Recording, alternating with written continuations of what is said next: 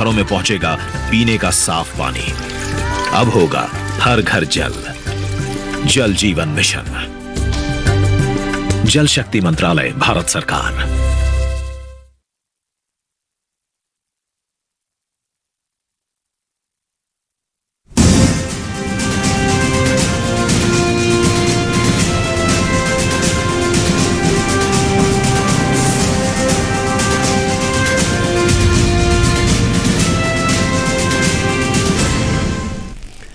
नमस्कार, किसान समाचार में आप सभी का स्वागत है। मैं हूं संतोष। आज किसानों के लिए बेहद खास दिन है कि एक बार फिर प्रधानमंत्री नरेंद्र मोदी ने किसानों से प्राकृतिक खेती के लिए आह्वान किया है, ताकि जो जीरो आधारित खेती है, जीरो बजट आधारित खेती है, उसको बढ़ावा दिया जा सके और जो किसानों की आमदनी है उसको दोगुना किया जा सके। और प्राकृतिक खेती अपने जो एग्रीकल्चर सेक्टर है उसके एक चलन भी हुआ करता था। पहले प्राकृतिक खेती हुआ करती थी, लेकिन बदलते समय के साथ जो खेती करने के तरीके हैं वो भी बदल गए। लेकिन एक बार फिर समय की मांग है कि हमें प्राकृतिक खेती की तरफ बढ़ना होगा, ताकि मिट्टी की जो उर्वरा शक्ति है वो भी बढ़ सके, लोगों का जो स्वास्थ्य है वो भी सुधर सके। लेकिन सबसे पहले चलिए बात करते हैं इस समय के हेडलाइंस पर। प्रधानमंत्री नरेंद्र मोदी ने प्राकृतिक खेती पर राष्ट्रीय सम्मेलन के समापन सत्र के दौरान किसानों को किया संबोधित। कहा, खेती को केमिस्ट्री की लैब से निकालकर प्रकृति की प्रयोगशाला से होगा जोड़ना।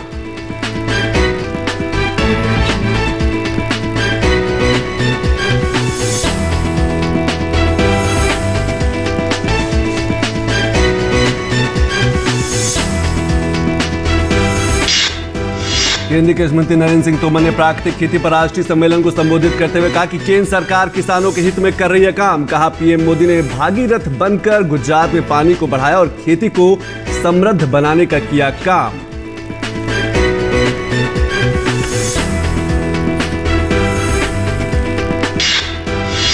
प्राकृतिक खेती पर राष्ट्रीय सम्मेलन को गुजरात के राज्यपाल आचार्य देवव्रत और केंद्रीय गृह मंत्री अमित शाह ने भी किया संबोधित। ज्यादा से ज्यादा प्राकृतिक खेती को अपनाने पर दिया जोर।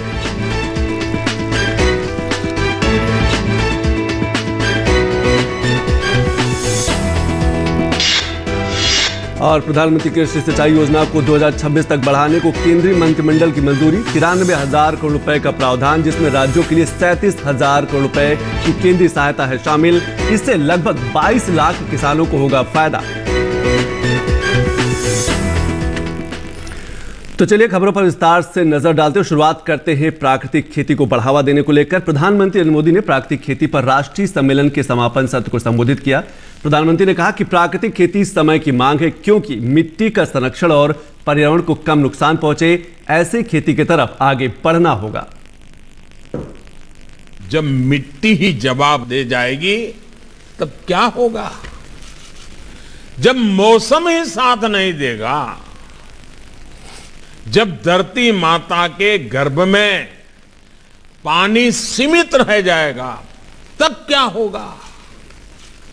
आज दुनिया भर में खेती को इन चुनौतियों से दो चार होना पड़ रहा है। ये सही है कि केमिकल और फर्टिलाइजर ने हरित क्रांति में अहम रोल निभाया है, लेकिन ये भी उतना ही सच है कि हमें इसके विकल्पों पर भी साथ ही साथ काम करते रहना होगा और अधिक ध्यान देना होगा। पीएम मोदी ने कहा कि खेती में रासायनिक खाद का प्रयोग से खेती की लागत तो बढ़ती है, किसान की आय दोगुनी करने का ये एक अहम महत्व है। साथ ही ये प्रक्रिया स्वास्थ्य के लिए भी काफी लाभदायक होगी।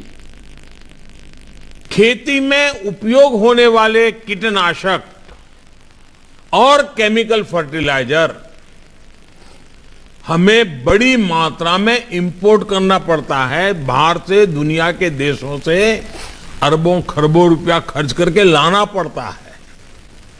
इस वजह से खेती की लागत भी बढ़ती है, किसान का खर्च बढ़ता है और गरीब की रसोई भी महंगी होती है।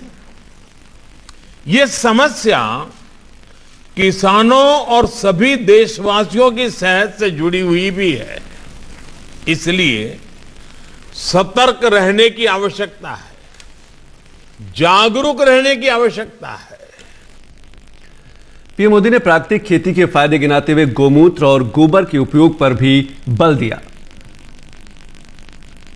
कई एक्सपर्ट्स कहते हैं कि इसमें देसी गायों की भी अहम भूमिका है। जानकार कहते हैं कि गोबर हो, गौमूत्र हो, इससे आप ऐसा समाधान तैयार कर सकते हैं जो फसल की रक्षा भी करेगा और उर्वरा शक्ति को भी बढ़ाएगा। बीज से लेकर मिट्टी तक सबका इलाज आप प्राकृतिक तरीके से कर सकते हैं। इस खेती में ना तो खाद पर खर्च करना है, ना कीटनाशक पर। इसमें सिंचाई की आवश्यकता भी कम होती है और बाढ़ सूखे से निपटने में भी ये सक्षम होती है। चाहे कम सिंचाई वाली जमीन हो या फिर अधिक पानी वाली भूमि, प्राकृतिक खेती से किसान साल में कई फसलें ले सकता है। पीएम ने कहा कि सरकार किसानों की आय दोगुनी करने के लिए बीज से लेकर बाजार तक लगातार कदम उठा रही है ताकि किसानों की आमदनी को बढ़ाया जा सके। बीते 6-7 साल में बीज से लेकर बाजार तक किसान की आय को बढ़ाने के लिए एक के बाद एक अनेक कदम उठाए गए हैं। मिट्टी की जांच से लेकर सैकड़ों नए बीज तैयार करने तक, पीएम किसान सम्मान निधि से लेकर लागत का 1.5 गुना एमएसपी करने तक, सिंचाई के सशक्त नेटवर्क से लेकर किसान रेल तक अनेक कदम उठाए हैं। और प्राकृतिक खेती को लेकर किसान कैसे उसको अपना सकते हैं, कैसे प्राकृतिक खेती की जो खाद है उसको कैसे बना सकते हैं, गाय के गोबर, गाय का जो गौमूत्र है उसका कैसे उपयोग कर सकते हैं, इस पर सबसे पहले हम एक रिपोर्ट देख लेते हैं। माता भूमि पुत्रो हम पृथिव्याः, अर्थात धरती हमारी माता है और हम उनके पुत्र। माता और पुत्र के इस रिश्ते का पवित्र सेतु यानी प्राकृतिक कृषि। प्राकृतिक कृषि प्रक्रिया में धरती का अमृत, जीवामृत। आइए हम जानते हैं कि जीवामृत का निर्माण कैसे होता है। प्रयोगों से पता चला है कि 10 किलोग्राम गोबर के साथ गौमूत्र, गुड़ एवं 2 दले चीजों का आटा या बेसन आदि मिलाकर यदि उसका प्रयोग किया जाए तो चमत्कारिक परिणाम मिलते हैं, जिसका नाम रखा गया जीवामृत। जीवामृत निर्माण के लिए जरूरी सामग्री देखते हैं। 10 किलोग्राम देसी गाय का गोबर, 8 से 10 लीटर देसी गाय का मूत्र, 1.5 से 2 किलोग्राम गुड़, 1.5 से 2 किलोग्राम बेसन, 180 लीटर पानी, मुट्ठी भर पेड़ के नीचे की मिट्टी। आसानी से उपलब्ध इन सामग्री से जीवामृत बनाने की विधि भी इतनी सरल है कि कोई भी किसान इसे अपने आप बना सकता है। इन सामग्री में से गुड़, बेसन एवं गोबर को पानी या तो गौमूत्र का उपयोग करके ठीक से मसल कर लिक्विड जैसा बना लें। अब इन सामग्रियों को एक ड्रम में डालकर उसे लकड़ी के एक डंडे से घोलना है। ठीक से घोलने के बाद जीवामृत बनने के लिए 2 से 3 दिन तक छाया में रख देना है। प्रतिदिन सुबह और शाम घड़ी की सुई की दिशा में लकड़ी के डंडे से 2 मिनट तक इसे घोलना है और जीवामृत को बोरे से ढक देना है। यह जीवामृत जब सिंचाई के साथ खेत में डाला जाता है तो भूमि में जीवाणुओं की संख्या अविश्वसनीय बढ़ जाती है और भूमि के रासायनिक व जैविक गुणों में वृद्धि होती है। जीवामृत को महीने में 2 बार या 1 बार उपलब्धता के अनुसार 200 लीटर प्रति एकड़ के हिसाब से सिंचाई के पानी के साथ दीजिए। फलों के पेड़ों के पास दोपहर 12 बजे जो छाया पड़ती है, उस छाया के पास प्रति पेड़ 2 से 5 लीटर जीवामृत भूमि पर महीने में 1 बार या 2 बार गोलाकार में डालना है। इससे मिट्टी स्वस्थ बनती है और फसल भी उतनी ही बेहतर मिलती है। इससे किसान के मित्र माने जाने वाले केंचुओं की संख्या बढ़ती है। प्राकृतिक कृषि में गहरी जुताई की भी जरूरत नहीं होती है। इतना ही नहीं, प्राकृतिक कृषि भूमिगत जल को भी बढ़ाती है। इस प्रक्रिया से मुख्य फसलों के साथ सहयोगी फसलों को भी उगाया जा सकता है। घन जीवामृत जीवामृत का ही सूखा हुआ स्वरूप है, जिसे फसल बोने से पहले जमीन में मिलाया जाता है। धूप में सुखाए गए 200 किलोग्राम गोबर में ताजा बना 20 लीटर जीवामृत मिलाकर 2 दिन छाया में रखते हैं। इसे एक बार फिर धूप में सुखाकर तथा डंडे से पीसकर महीन बना दिया जाता है। यही घन जीवामृत है, जिसे 1 एकड़ के लिए प्रयोग कर सकते हैं। प्राकृतिक खेती का एक आवश्यक आदान बीजामृत है। बीजामृत जहां बीज को बीज जनित रोगों से बचाता है, वहीं इसकी अंकुरण क्षमता को अद्भुत रूप से बढ़ाता है। देसी गाय के 5 किलोग्राम गोबर, 5 लीटर गौमूत्र, 50 ग्राम बुझा हुआ चूना और थोड़ी सी मिट्टी को 20 लीटर पानी में मिलाकर बीजामृत बनता है। एक रात रखने के बाद इसमें 100 किलोग्राम बीज का संस्कार किया जाता है। इसके 1 दिन बाद संस्कारित बीज बुआई के लिए तैयार हो जाता है। आच्छादन प्राकृतिक खेती का एक महत्वपूर्ण नियम है। खेती वाली सारी भूमि को फसल अवशेष से या छोटी अवधि की अंतर फसलों से पूरा ढक दिया जाता है। आच्छादन भूमि में नमी बनाए रखता है तथा वातावरण से नमी को खींचकर खेती हेतु पानी की खपत को भी अद्भुत रूप से घटाता है। जीवाणुओं एवं केंचुओं की गतिविधियों को बढ़ाता है, खरपतवार को नियंत्रित करता है तथा अंत में विघटित होकर जमीन से कार्बन उत्सर्जन को रोककर भूमि के जैविक कार्बन क्षमता को बढ़ाता है। इस कृषि विधि में वापसा निर्माण भी एक महत्वपूर्ण प्रक्रिया है, जिसमें भूमि में हवा और नमी का बराबर संतुलन बनाया रखा जाता है।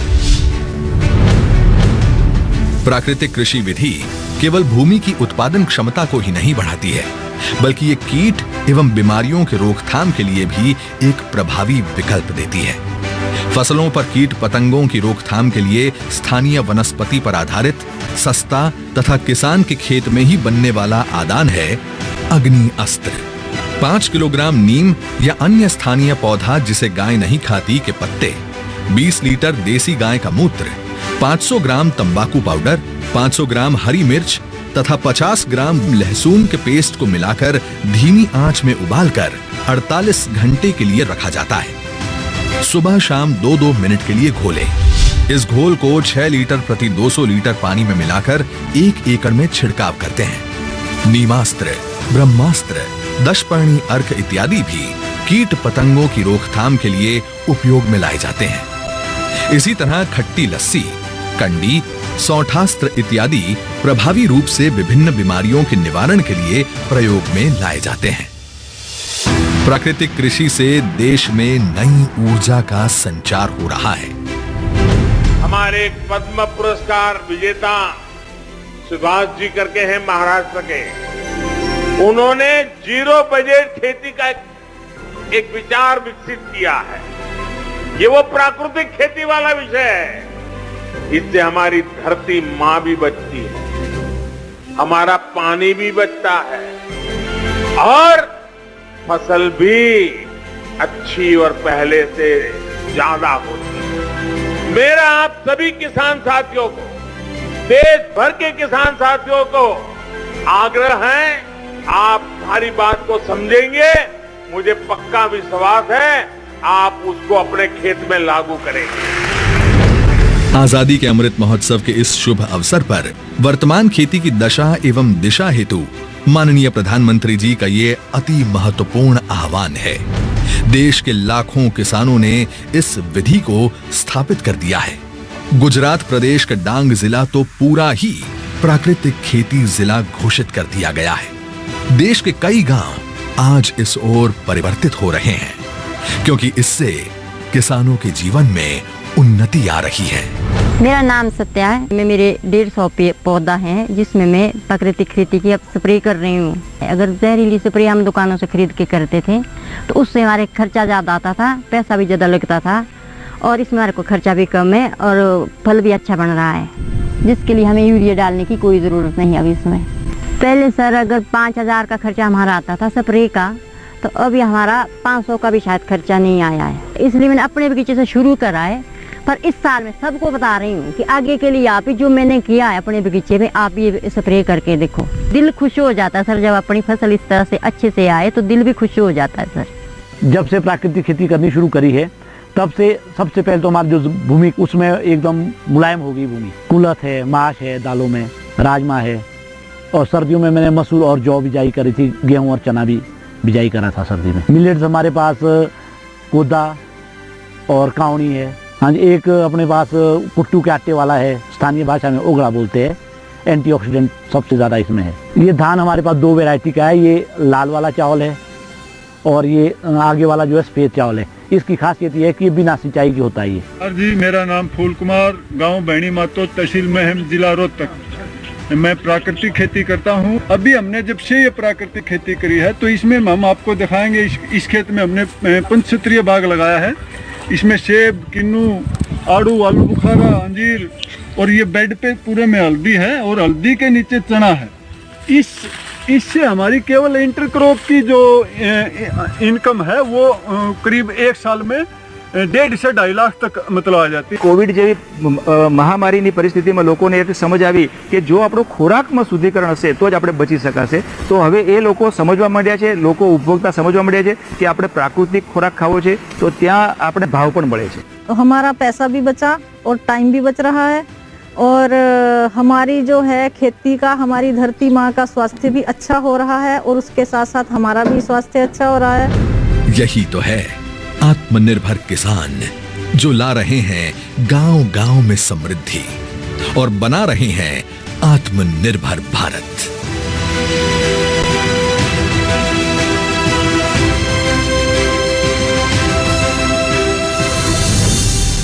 प्राकृतिक कृषि, आत्मनिर्भर भारत के आत्मनिर्भर किसान की खुशी।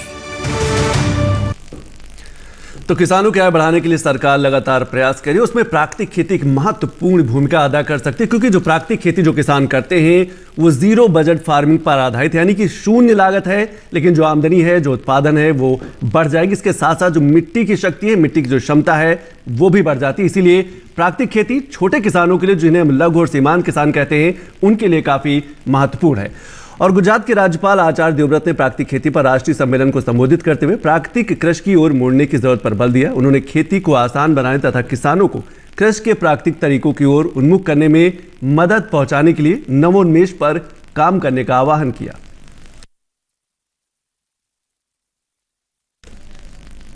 मैं आह्वान करता हूं भारत के किसानों को, आदरणीय प्रधानमंत्री जी ने एक महान निर्णय जो हम सब के कल्याण के लिए लिया है, आप आगे बढ़ें।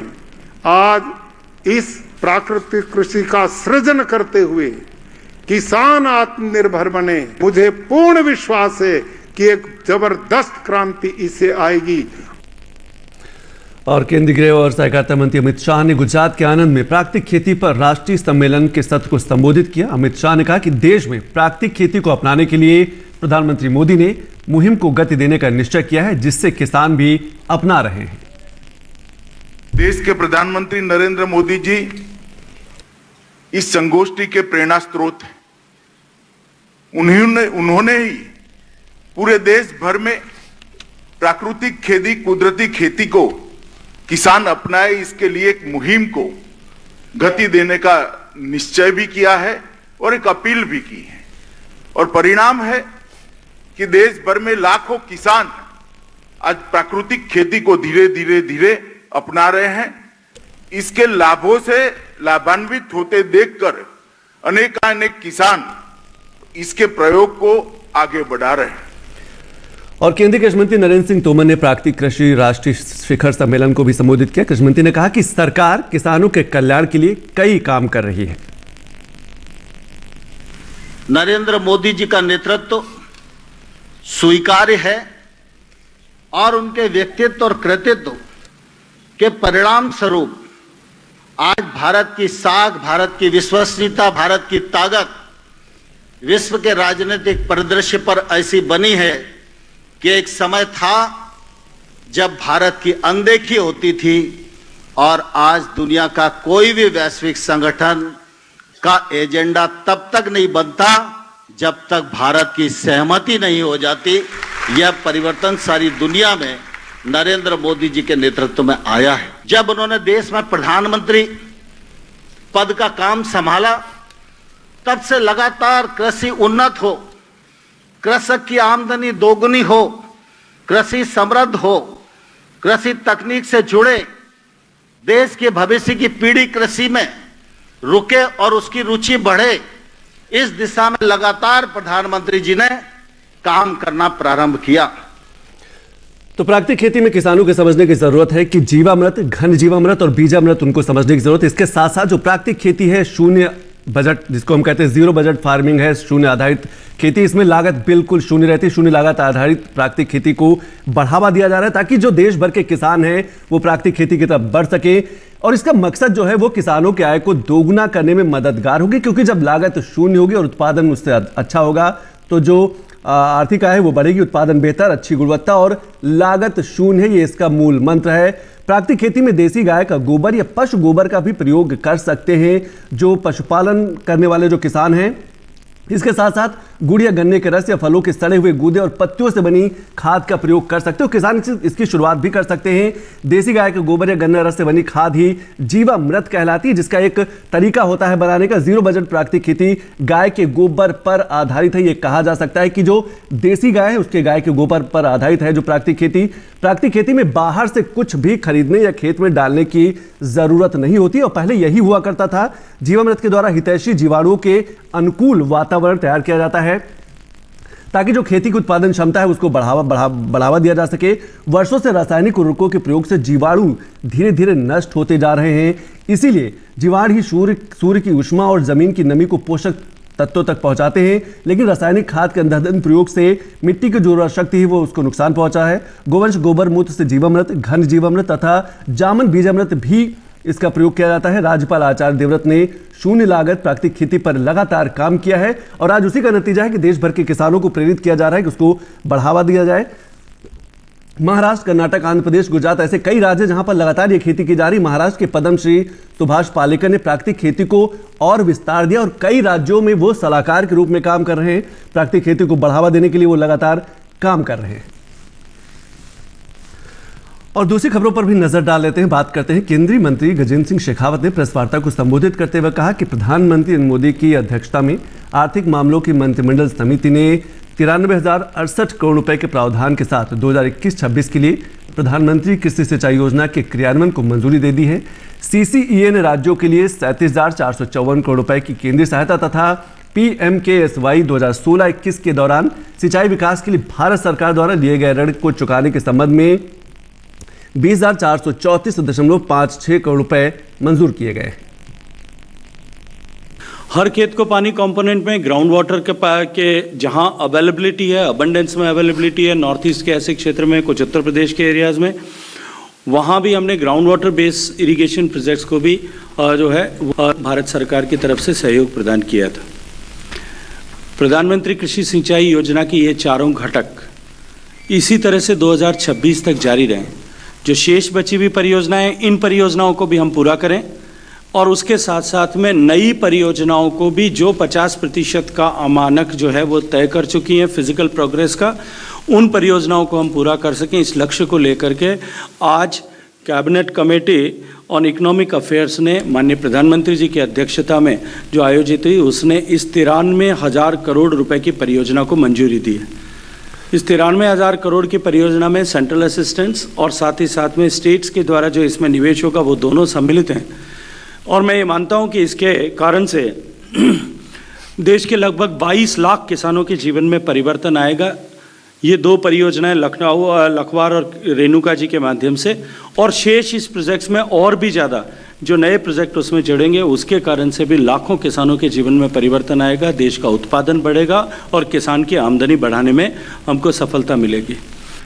और गजेंद्र सिंह शेखावत ने कहा कि रेणुका जी बांध परियोजना हिमाचल प्रदेश और लखवार बहुउद्देशीय परियोजना उत्तराखंड, 2 राष्ट्रीय परियोजनाओं के लिए 90% केंद्रीय वित्त पोषण का भी प्रावधान किया गया है। कि 1976 से यमुना पर जो लखवार का बांध बनाए जाने की परियोजना की कल्पना की गई थी, वो आज 45 साल बाद में साकार होने के सिरे पर आई है। लखवार बांध परियोजना जिससे न केवल इन क्षेत्रों में पेयजल की उपलब्धता होगी, लखवार और रेणुका जी इन दोनों बांधों के माध्यम से 13,88,000 हेक्टेयर नई जमीन जो है उन खेतों को सिंचाई का पानी भी उपलब्ध होगा। बिजली बनेगी, लेकिन उसके साथ साथ में यमुना को लेकर के, यमुना के स्वास्थ्य को लेकर के जो दिल्ली वासी और आप पत्रकार मित्र हमेशा चिंता करते हैं कि जिस तरह से गंगा में इकोलॉजिकल फ्लो की कल्पना की गई है, उस तरह से यमुना में इकोलॉजिकल फ्लो कब इंश्योर होगा। और जो दिल्ली से बाद में बहने वाली गंगा का, यमुना का चित्रण आप लोग सब लोग मित्र हमेशा करते हैं, उसका स्थायी समाधान की दिशा में भी आज का यह निर्णय मील का पत्थर साबित होगा। इसके साथ ही केंद्रीय मंत्री ने कहा कि वाटरशेड विकास घटक का लक्ष्य है वर्षा जल द्वारा सिंचित इलाकों का विकास करना। इसके लिए मिट्टी और जल संरक्षण, भूजल की भरपाई, मिट्टी बहने को रोकना तथा जल संरक्षण व प्रबंधन संबंधी विस्तार गतिविधियों को प्रोत्साहित करना है। कार्यक्रम में स्प्रिंग शेड के विकास के लिए विशेष प्रावधान शामिल किए गए हैं। जहां पानी की कमी है, भूगर्भ में जल नहीं है, वहाँ जो माननीय प्रधानमंत्री जी की कल्पना है कि बहते हुए पानी को हम रोकें, रुके हुए पानी को हम ठीक से संरक्षण करें, संरक्षित पानी का विवेकपूर्ण उपयोग करें और बार बार पुनर्चक्रीकरण पानी का करके उसका रीयूज भी करें। माननीय प्रधानमंत्री जी के मार्गदर्शन में इसी क्रम में जो वाटरशेड डेवलपमेंट प्रोग्राम पूरे देश भर में चल रहा था, उसको भी आज इसके माध्यम से मंजूरी मिली है, ताकि हम देश के ऐसे क्षेत्रों में जहां भूगर्भ का जल सिकुड़ रहा है, वहां इरिगेशन के ऐसे प्रोजेक्ट्स को ले सकें। मैं ये मानता हूं कि देश के जल संसाधन के इतिहास में आज का दिन जो है वो निश्चित रूप से स्वर्णाक्षरों से लिखा जाएगा, क्योंकि लाखों लोगों के जीवन में परिवर्तन लाने वाला होगा। और इसके साथ साथ में दिल्ली शहर, हरियाणा, राजस्थान और उत्तर प्रदेश, हिमाचल प्रदेश, इनके किसानों और उन सब से भी ऊपर यदि मैं कहूँ तो पर्यावरण की दृष्टि से यमुना जी को एक नया जीवन प्रदान करने वाला फैसला आज माननीय प्रधानमंत्री जी की अध्यक्षता में हुआ है। तो इन्हीं खबरों के साथ किसान समाचार में आज अभी बस इतना ही। नमस्कार।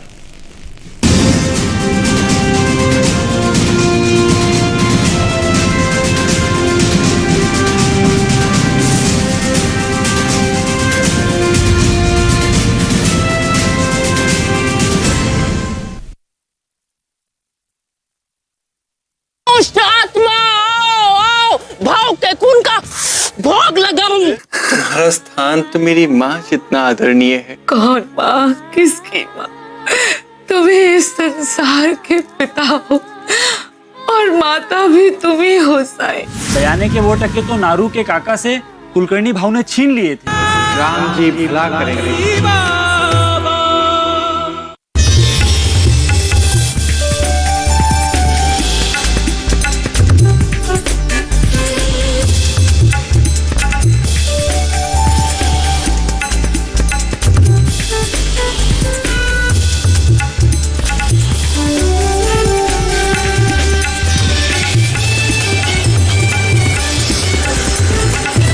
के साथ बदलते भारत की